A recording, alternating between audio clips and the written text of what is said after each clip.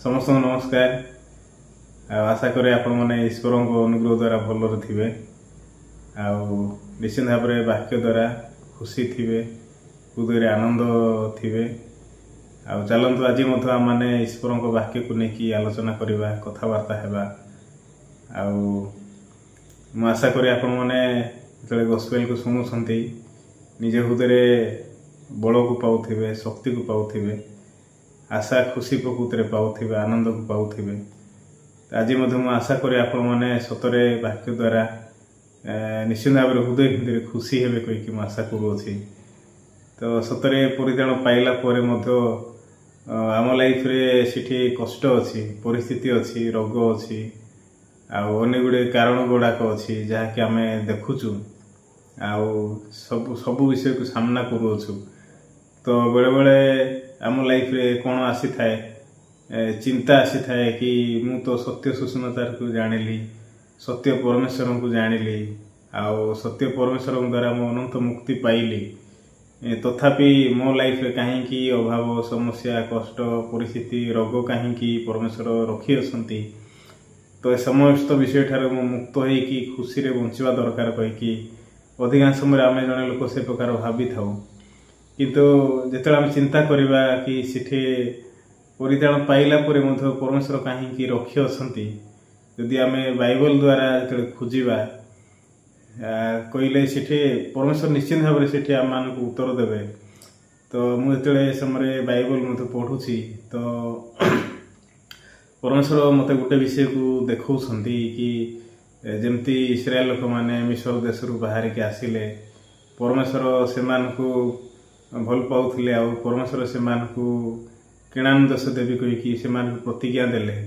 इस्राएल लोक मैंने मिस्र को जो गले से 75 जन यात्रा करते किंतु मिस्र देश बाहर के आसला बेलू 6 लाख पदातिक लोक प्रकृति बाहर के आसिले मशा से बाहर करके आणिले मशा जो बाहर करके आणिले से समय से मरुप्रांतर यात्रा कले मरुप्रांतर यात्रा होची किणान देश मिस्र देश किणान देश को जीवार रास्ता होची 40 दिन रास्ता किंतु से माने 40 वर्ष धरिकी यात्रा कले। तो 40 वर्ष यात्रा कले से ड्रेस मत कणा हैला नहीं कि चप्पल भी छिड़िला नहीं खाइबा को मत परमेश्वर से माना देले जदि पानी दरकार हेले से मशांग जष्टि को आघात करिकी पत्थर रे से पानी को काढ़ी से लोक मान पान करने देले जदि मांस खाइपे चाहूँ हेले आकाश भाटई पक्षी मान बसईकी से मांस देले। तो ए प्रकार परमेश्वर प्रत्येक विषय देकी से मरु प्रांतर कढ़े आणिले किंतु जो आम देखा इस्राएल लोक मान हृदय को तो सेठे से परमेश्वर को बचस्ता कले परमेश्वर दास ना कथा कहले विरोध कले निज निज भितर से निष्पत्ति नेले चलो आम मान मध्य जन को प्रधान करवा तार अनुगमन करवा कहीकि से निष्पत्ति नेले। तो ए प्रकार भाव में परमेश्वर विरोधाचरण करिकी बंचिले। तो परमेश्वर जो देखिले से जे इस्राएल लोक मैंने केते शक्त ग्रीव लोक मैंने जो मैंने कि एते जल्दी परमेश्वर को परित्याग करुअछंती तो परमेश्वर मध्य चाहिए सब लोक को मारी दे पारि थांते समस्त को निपात कर दे पारि थांते किंतु अन्य साइड रे परमेश्वर जेतु इस्राएल लोक मान को प्रतिज्ञा दे असंती तो से प्रतिज्ञा को परमेश्वर ही पूरा करिवे। तो परमेश्वर से प्रतिज्ञा को मने पकई कि इस्राएल लोक मान को मारू नाहंती तो तेणु परमेश्वर से जगह रे इस्राएल लोक मान को भय देखैबा निमंते इस्राएल लोक मान को सम्मुख को सिठी दाहक सर्प को प्रेरण करुछंती यात्रा पुस्तक 21 पर्व रे। तो जिते दाहक सर्प इस्राएल लोक मान सम्मुख को आसुची ए दाहक सर्प प्रत्येक लोक मान को दंशन करुची आघात करुची जो लोक मध्य दाहक सर्प द्वारा आघात पाउछंती समस्ते प्राण त्याग करुछंती मरी जाउछंती। तो जिते देखिले इस्राएल लोक माने बहुत भयभीत हेले मशांग निकट को जाइकी मशांग कहले मशा आमे तम विरुद्ध रे परमेश्वर विरुद्ध रे पाप कलु आम परमेश्वर निकट में तुम प्रार्थना कर परमेश्वर दाहक सर्प मान को काढ़ी दिंतु। तो से मशा जो लोक मान कथा को शुणिले मशा जो इस्राएल लोक मान कथा को शुणिले तो मशा सिठे ଇସ୍ରାଏଲ ଲୋକମାନଙ୍କ ପାଇଁ ପ୍ରେୟାର କଲେ ପ୍ରଭୁଙ୍କ ନିକଟରେ। ଆଉ ପରମେଶ୍ୱର ମଧ୍ୟ ମଶାଙ୍କୁ ଉତ୍ତର ଦେଲେ। ଆଉ ମଶାଙ୍କୁ ପରମେଶ୍ୱର କହିଲେ, ମୁଁ ଏ ଦାହକ ସର୍ପକୁ କାଢ଼ିବି ନାହିଁ। ଆଉ ତମେ ଗୋଟେ ପିତ୍ତଳ ସର୍ପକୁ ବନାଅ, ଆଉ ପତାକା ଦଣ୍ଡ ଉପରେ ତମେ ରଖ, ଆଉ ପ୍ରତ୍ୟେକ ସର୍ପଦୃଷ୍ଟ ଲୋକ ପିତ୍ତଳ ସର୍ପକୁ ଅନେଇଲେ ବଞ୍ଚିବ। ତ ଏଇଟା ହେଉଛି ଗୋଟେ ସର୍ତ୍ତ, ଯାହାକି ଗୋଟେ ସାଇଡେ ମୃତ୍ୟୁ ଅଛି ଆଉ ଗୋଟେ ସାଇଡେ ଜୀବନ ଅଛି। ସେଥିପାଇଁ ଲୋକମାନେ ପିତ୍ତଳ ସର୍ପକୁ ଦାହକ ସର୍ପକୁ ଦେଖିଲେ ମରିବେ, ଆଉ ଦାହକ ସର୍ପ ଦଂଶନ କଲେ ଲୋକ କିଏ ବି ବଞ୍ଚିବେ ନାହିଁ।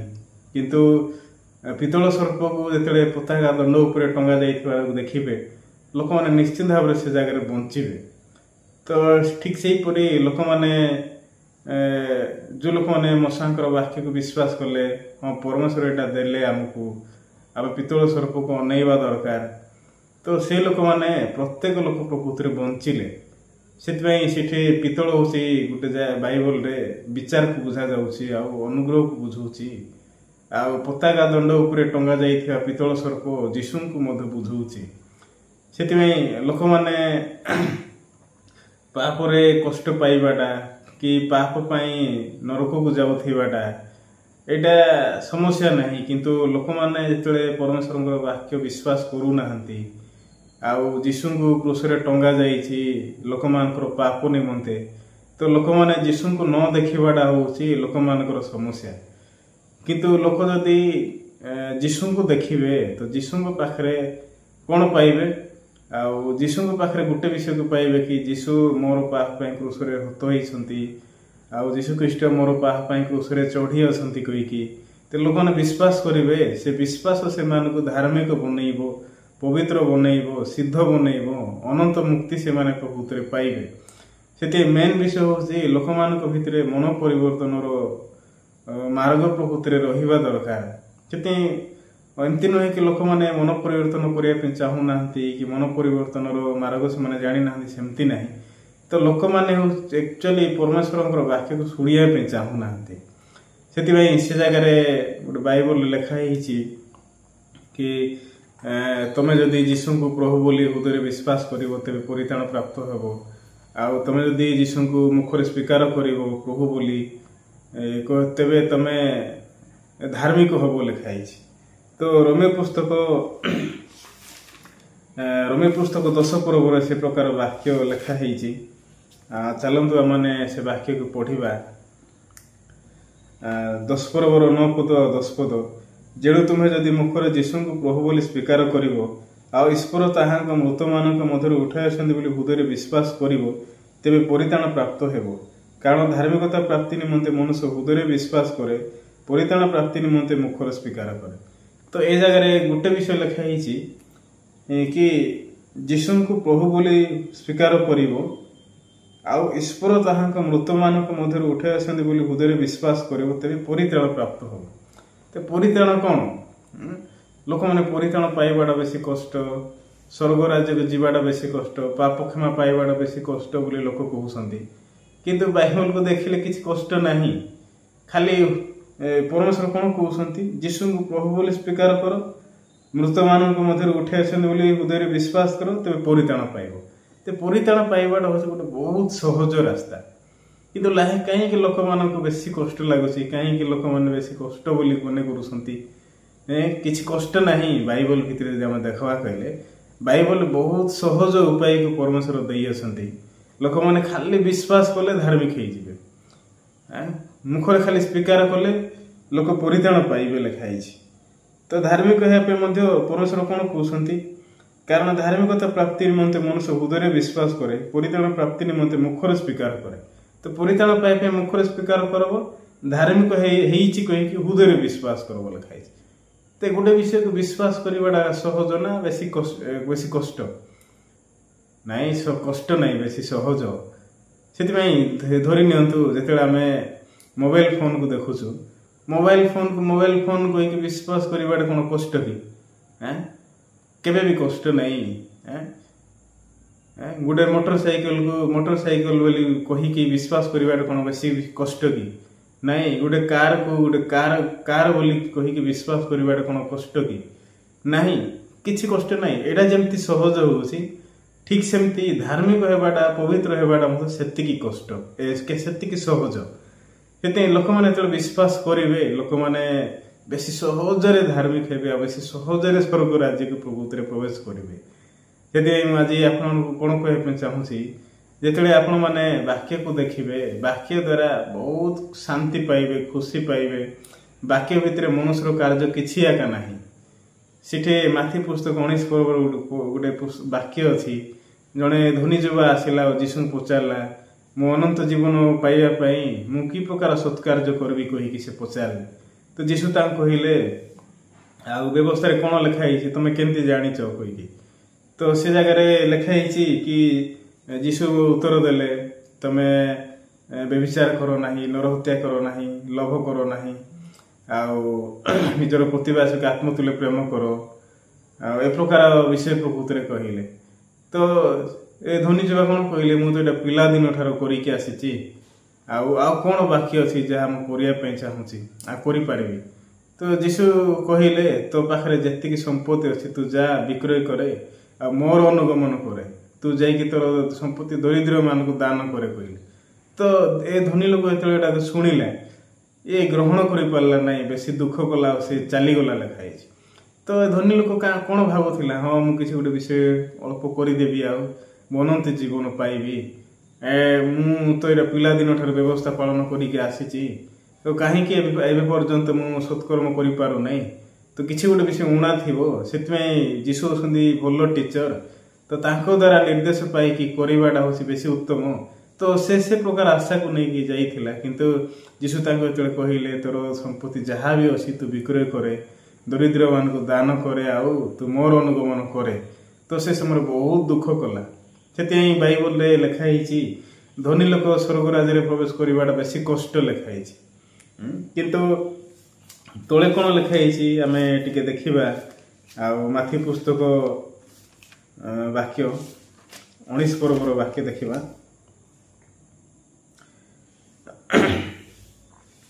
22 पद देखा किंतु एक कथा शुणी युवक गोटे दुखित हो चलीगला कारण तांकर बहुत संपत्ति थिला से जीशु आपना शिष्य मान कहले मु तुमको सत्य कहूँ धनी लोक अति कष्ट स्वर्ग राज्य प्रवेश कर पुनश मु तुमको कहूँ ईश्वर राज्य धनी लोकर प्रवेश करने अपेक्षा बरं सूचीर छिद्र दे ओटर प्रवेश करने सहज तो जीशु कौन कहते जगह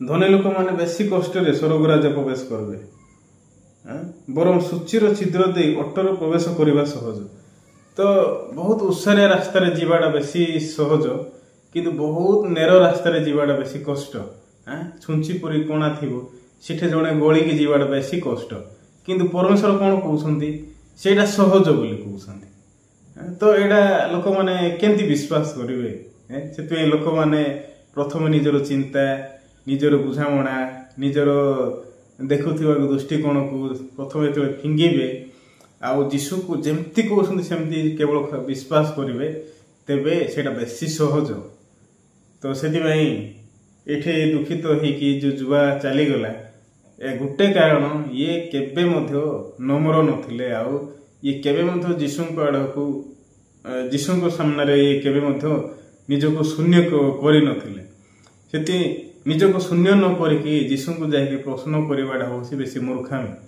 तो लोक मैंने जानवे कि मु किछि करि पारबी नहीं मो पाखे कौन सी पावर नहीं तेणु मते जीशु उपर निर्भर करिवार अछि जीशु को विश्वास करिवार अछि वाक्य विश्वास करिवार अछि तेबे जाई लोक माने बेसी सहजरे धार्मिक हेबे आ बेसी सहजरे प्रभुत्व परिदान पाइबे सेतिमाई आज जगत रे दुई प्रकार लोक अछंती गोटे प्रकार लोक चेष्टा करूछंती परिश्रम करूछंती धार्मिक पवित्र आशीर्वाद पाइबा पई किंतु गोटे प्रकार लोक किछि चेष्टा करू नाहंती खाली सुनुछंती आ आशीर्वाद पाउछंती बाइबल रे आदि पुस्तक 27 पर बोली गोटे वाक्य अछि सिठे एसो जाकोब बोली दुईटा पुओ माने अछंती इसाक तांकर बापा रिबिका मते तांकर माँ तो गोटे दिन इसाक वृद्ध हो गले बड़ सिठे इसाक कहला एबे देखे मु वृद्ध हो गलिनी केहु दिन मोर मृत्यु हेबो ताहा मु जाने नाही मु निवेदन करूची तू तोर धनुक आदि शस्त्र को घेने प्रांतर को जा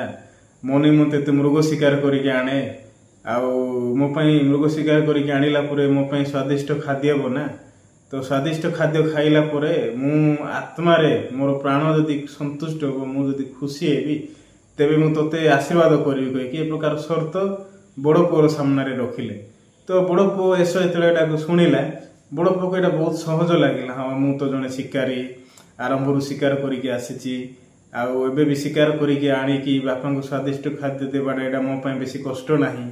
ତ ଏ ପ୍ରକାର ଭାବିକି ଯେତେବେଳେ ସେ ଗଲା ଶିକାର ପାଇଁ, ତ ସେ ସମୟରେ ମା ଯେତେବେଳେ ଦେଖିଲେ ରିବିକା, ଯିଏ କି ଯାକବକୁ ବହୁତ ଭଲ ପାଉଥିଲେ, ତ ସେ ଯାକବ ପାଖକୁ ଗଲେ ଆଉ ଯାକବ କହିଲେ, ଯାକବ ଦେଖେ ବାପା ଏମିତି ଏମିତି ବଡ଼ ପୁଅକୁ ଆଶୀର୍ବାଦ କରିବା ପାଇଁ ବର୍ତ୍ତମାନ ଜଙ୍ଗଲକୁ ପଠେଇଛନ୍ତି, ପ୍ରାନ୍ତରକୁ ପଠେଇଛନ୍ତି, ଆଉ ମୁଁ ଚାହୁଁଛି ତୁ ବାପାଙ୍କ ଠାରୁ ଆଶୀର୍ବାଦକୁ ପା। ତ ସେ ସମୟରେ ମା ଯେତେବେଳେ ଏ ପ୍ରକାର ବିଷୟ କହିଲେ, ଯାକବ କ'ଣ କହିଲେ, ମା ସେ ବିଷୟ ମୋ ଠାରୁ ଦୂରରେ ଥାଉ, ଆଉ ମୁଁ କେବେ ମଧ୍ୟ ବାପାଙ୍କ ଠାରୁ ଆଶୀର୍ବାଦକୁ ପାଇବି ନାହିଁ। ଆଉ ଯେହେତୁ ମୁଁ ହେଉଛି ଦୁର୍ବଳ ନିର୍ଲମ, କିନ୍ତୁ ମୋର ଭାଇ ହେଉଛନ୍ତି ଲୋମସ, ତ ବାପା ଯଦି ମୋତେ ସ୍ପର୍ଶ କରିବେ, ମୁଁ ବାପାଙ୍କ ଦୃଷ୍ଟିରେ ପହଞ୍ଚକ ଦେଖାଯିବି, ତାହେଲେ ମୁଁ ଆପଣା ଉପରକୁ ଆଶୀର୍ବାଦ ନ ଆଣି ଅଭିଶାପ ଆଣିବି। ତେବେ ସେ ଅଭିଶାପ ମୋତେ ଆବଶ୍ୟକ ନାହିଁ, କି ଆଶୀର୍ବାଦ ମୋତେ ଆବଶ୍ୟକ ନାହିଁ। ମୁଁ ଯେଉଁ ଜାଗାରେ ଅଛି ସେ ଜାଗାରେ ଠିକ୍ ଅଛି ମା ବୋଲି ସେ ଯାକବ ପ୍ରଭୁତର ମାଆଙ୍କୁ ଏ ପ୍ରକାର କହିଲେ। କିନ୍ତୁ ମା ଯେତେବେଳେ ଦେଖିଲେ କି ଯାକବ ରାଜି ନୁହନ୍ତି ମାଆଙ୍କର କଥା ଶୁଣିକି ଅଗ୍ରସର ହେବାଟା, ତ ମା ଶେଷରେ ଗୋଟେ ବିଷୟ କହିଲେ, ପୁଅ ଦେଖେ, ଯଦି ବାପା ତୋତେ ଅଭିଶାପ ଦିଅନ୍ତି ସେ ଅଭିଶାପ ମୋ ଉପରେ ବର୍ତ୍ତିବ, କିନ୍ତୁ ବାପା ତୋତେ ଆଶୀର୍ବାଦ କରନ୍ତି ତେବେ ସେ ଆଶୀର୍ବାଦ ତୋର ହବ। ତ ସେ ସମୟରେ ଯାକବ ଦେଖିଲେ କି ଯାକବ ଆଶୀର୍ବାଦ ଯେମିତି ପାଇବ, ରାସ୍ତା ମା ପ୍ରଭୁତରେ ରେଡି କରୁଛନ୍ତି, ସମସ୍ତ କାର୍ଯ୍ୟ ମାରେ କରୁଅଛନ୍ତି। ତ ଯାକବ ପାଇଁ ସେଟା ବେଶୀ ସହଜ ହେଇଗଲା। ସେଥିପାଇଁ ଯାକବ ଯେତେବେଳେ ବାପାଙ୍କ ସମ୍ମୁଖକୁ ଛିଡ଼ା ହେବା ପୂର୍ବରୁ ମାଙ୍କର କଥା ଶୁଣିଲେ, ଗୋଠକୁ ଗଲେ, 2ଟା ଛେଳି ଆଣିଲେ, ମାଙ୍କ ହସ୍ତରେ ଦେଲେ, ମା ସେଟା କଟାକଟି କଲେ, ସ୍ୱାଦିଷ୍ଟ ଖାଦ୍ୟ ବନେଇଲେ, ରୁଟି ବନେଇଲେ, ଦ୍ରାକ୍ଷାରସ ବନେଇଲେ, ଯାକବର ହାତରେ ଦେଲେ, ଆଉ ବଡ଼ ପୁଅର ବସ୍ତ୍ର ଘରେ ଥିବାଟା ଆଣିକି ଯାକବକୁ ପିନ୍ଧେଇଲେ, ତାକୁ ଯେତେ ମଧ୍ୟ ନିର୍ଲମ ସ୍ଥାନରେ ତାର ଛେଳି ଚମଡ଼ାର ଛାଲକୁ ଆଣିକି ଘୋଡ଼େଇ ଦେଲେ। ଆଉ ଯାକବ କହିଲେ, ତୁ ଯେତେବେଳେ ବାପାଙ୍କ ସମ୍ମୁଖରେ ଛିଡ଼ା ହବୁ, ତୁ ଗୋଟେ କଥା କହିବୁ, ମୁଁ ଯାକବ ନାହିଁ, ମୁଁ ହେଉଛି ବଡ଼ ପୁଅ ଏସ, ଆପଣ ଯାହା ମୋତେ ପ୍ରତିଜ୍ଞା କରିଥିଲେ ତାହା ମୁଁ କଲି, ବର୍ତ୍ତମାନ ଉଠନ୍ତୁ, ଆପଣ ବସିକି ମୃଗାୟ ମାଂସ ଖାଆନ୍ତୁ, ଆଉ ତାପରେ ମୋତେ ଆଶୀର୍ବାଦ କରନ୍ତୁ। ଏଇଟା ହେଉଛି ଗୋଟେ ମାଧ୍ୟମ ଯାହାକି ଯାକବ ପାଇଁ ସମସ୍ତ ବିଷୟ ମା କଲେ। ତ ଯାକବ କେବଳ ମାଙ୍କର କଥା ଶୁଣିକି ଯେତେବେଳେ ଆଗକୁ ବଢ଼ିଲେ, ତ ଯାକବ ସତରେ ଶେଷରେ ଆଶୀର୍ବାଦ ପାଇ ଅଛନ୍ତି। ଆଦି ପୁସ୍ତକ 27 ପର୍ବର 23 ପଦ ଯଦି ବାକ୍ୟ ଦେଖିବେ, ସେ ଜାଗାରେ ଯାକବକୁ ବାପା ଆଶୀର୍ବାଦ କଲେ ଲେଖା ହେଇଛି। ସେଥିପାଇଁ ଠିକ୍ ସେହିପରି ଆମେ ଯେତେବେଳେ ପୃଥିବୀରେ ଜନ୍ମଗ୍ରହଣ କରିଅଛୁ, ତ ଜନ୍ମଗ୍ରହଣ କଲେ ଆମେ କରିଅଛୁ, ତ ତା ମାନେ ନୁହେଁ କି ଆମେ ସିଧାସଳଖ ସ୍ୱର୍ଗ ରାଜ୍ୟକୁ ଯିବୁ। ତ ପରମେଶ୍ୱର ଗୋଟେ ମାଧ୍ୟମ ଦେଇ ଅଛନ୍ତି, ଆମେ ଯେମିତି ଯୀଶୁଙ୍କ ଦ୍ୱାରା ପ୍ରଭୁତ୍ୱରେ ଯିବୁ। ସେଥିପାଇଁ ଯୀଶୁଙ୍କ ଦ୍ୱାରା ଯେତେବେଳେ ଯିବୁ, ଯୀଶୁ ଆମ ପାଇଁ ସମସ୍ତ ବିଷୟକୁ କରିବେ। ସେଥିପାଇଁ ଯୋହନ ପୁସ୍ତକ 14 ପର୍ବର 6 ପଦ ଲେଖା ହେଇଛି। ସେଠି ଗୋଟେ ବିଷୟ ଲେଖା ହେଇଛି, ଆପଣମାନେ ଯଦି ଦେଖିବେ, ଚାଲନ୍ତୁ ସେ ବାକ୍ୟ ଟିକେ ପଢ଼ିବା। ଯୋହନ ପୁସ୍ତକ 14 ପର୍ବର 6 ପଦ। ଯୀଶୁ ତାଙ୍କୁ କହିଲେ, ମୁଁ ପଥ, ସତ୍ୟ ଓ ଜୀବନ, ମୋ ଦେଇ ନ ଗଲେ କେହି ପିତାଙ୍କ ନିକଟକୁ ଯାଏ ନାହିଁ। ତ ଏ ଜାଗାରେ ଗୋଟେ ବିଷୟକୁ ଯୀଶୁ କହିଛନ୍ତି, ମୁଁ ପଥ, ସତ୍ୟ ଓ ଜୀବନ, ମୋ ଦେଇ ନ ଗଲେ କେହି ପିତାଙ୍କ ନିକଟକୁ ଯାଏ ନାହିଁ। ତା ମାନେ ଈଶ୍ୱରଙ୍କ ନିକଟକୁ ଯିବା ପାଇଁ ମଧ୍ୟ ଗୋଟେ ରାସ୍ତା ପରମେଶ୍ୱର ରଖିଅଛନ୍ତି। ସେ ରାସ୍ତା ହେଉଛି କିଏ? ଯୀଶୁ ଖ୍ରୀଷ୍ଟ। କେତେ ଯୀଶୁଙ୍କୁ ଦେଇକି ଗଲେ ଜଣେ ଲୋକ ସ୍ୱର୍ଗ ରାଜ୍ୟକୁ ଯିବ।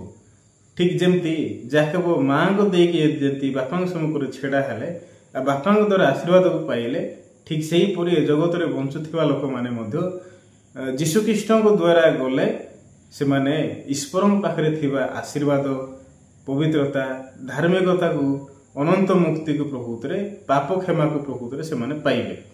ଯଦି ସେମାନେ ନିଜର କର୍ମ, ନିଜର ପାୱାର, ନିଜର ଶକ୍ତିକୁ ନେଇକି ଯେତେବେଳେ ଛିଡ଼ା ହେବେ, ଯିବେ, ଲୋକମାନେ କେବେ ବି ଧାର୍ମିକ ହେବେ ନାହିଁ କି କେବେ ପବିତ୍ର ହେବେ ନାହିଁ। ସେଥିପାଇଁ ଯେତେବେଳେ ଆମେ ଦେଖୁଛୁ ବାଇବଲରେ ଏ ପ୍ରକାର ଭାବରେ ପରମେଶ୍ୱର ଆମମାନଙ୍କ ନିମନ୍ତେ ରାସ୍ତା ଖୋଲି ଅଛନ୍ତି। ସେଥିପାଇଁ ଧାର୍ମିକ ହେବାଟା ବେଶୀ ସହଜ, ପବିତ୍ର ହେବାଟା ବେଶୀ ସହଜ। ସେଥିପାଇଁ ଆପଣମାନେ ଯେତେବେଳେ ଗସ୍ପେଲକୁ ଶୁଣୁଛନ୍ତି, ଆଉ ଧ୍ୟାନ ସହକାରେ ଶୁଣନ୍ତୁ, ଆଉ ଆଶାରେ, ଖୁସିରେ ନିଜର ନୋଟ୍ସ ବୁକ୍ କାଢ଼ିକି ଆଉ ଆପଣମାନେ ନୋଟ୍ସ ବନାନ୍ତୁ। नोट्स बनै कि आपण माने सेटा को मेडिटेट करंतु तो परमेश्वर हृदय परमेश्वर निश्चित भाव से जगह तांकर इच्छा को प्रकृति आपण मान सम्मुख प्रकाश करेंगे से आज मुझे आपण मान सम्मुख समस्त वाक्य को रखुची तो मुझे आशा करे आपण मैंने ए वाक्य शुणिकी हृदय आशा खुशी आनंद प्रकृति पाइबे आउ स्वर्ग राज्य को जीवार रास्ता प्रकृति पाइबे। तो गोटे वाक्य मुझे देखिकी आज सरमन को समाप्त करी रम्य पुस्तक 4 पर्वर 25 पद वाक्य टी आम देखा से जीशु आम अपराध निमंते समर्पित हेले पुणी आमे माने धार्मिक गणित होगा निमंते उत्थापित हेले। तो से जीशु आम अपराध निमंते समर्पित हेले लिखाई तो कहार अपराध समर्पित हेले आंभ मानकर लिखाई बाइबल रे आंभ मान कहीं वार्ड लगा है जेतु यहाँ हूँ बहु वचन जदि मो जदि जनक कही था तेरे से एक वचन कही था मु तुम कली बोली कही था किंतु ए जगह कौन कहले से ही जीशु आम मान अपराध निमंते समर्पित हेले ता माने समस्त जगतर लोक मानकर पाप निमंते जीशु समर्पित हेले कोठे समर्पित हेले क्रूसरे चढ़िले क्रूसरे निजर प्राण देले आउ से हत हेले लिखाई आउ जीशु 3 दिन पर पुनरुत्थित हेले लिखाई से ए जगह तले जदि देखिए द्वितीय सेंटेंस कौन लिखाई पुणी आम्भे माने धार्मिक गणित हेबा निमंते उत्थापित हेले ते आम्भे माने आम्भ मान पाप निमंते समर्पित हेले आम्भे माने धार्मिक गणित हेबा निमंते उत्थापित हेले लिखाई तो ता माने जीशु ख्रीष्ट 3 दिन पूर्व क्रूसरे हत हेले 3 दिन पर जीशु क्रूसरे जीशु समाधि उत्थापित हेले ता माने उठिले नूतन जीवन नुआ जीवन जीशु पाइले जेतेले जीशु उठिले ए सर्व जगतर लोक मान को धार्मिक बोली गणिले। चिंता करंतु आपण धार्मिक नाम नाही जदि वाक्य को विश्वास करूछंती तो निश्चित भाव में वाक्य द्वारा आपण धार्मिक हेबे पवित्र हेबे आउ आपण माने स्वर्ग राज्य को जीवार रास्ता प्रभुत्व पाइबे। तो आशा करे आज ये वाक्य ए जगह मु समाप्त करूची आउ द्वितीय सरमन पाई अपेक्षा करंतु आउ ए वाक्य शुणिला परे आपण माने निश्चित भाव में हृदय आशा खुशी पाइबे आउ अधिक अधिक शेयर करंतु लाइक भी करंतु सब्सक्राइब भी करंतु नुआ लोक मान सम्मुखें मध्य सुषमाचार को पहुँचातु से आपण मान निमंते आम ए सुषमाचार को प्रकृति रखुअछु। बेसी धन्यवाद समस्त को एतकी आज कहबी।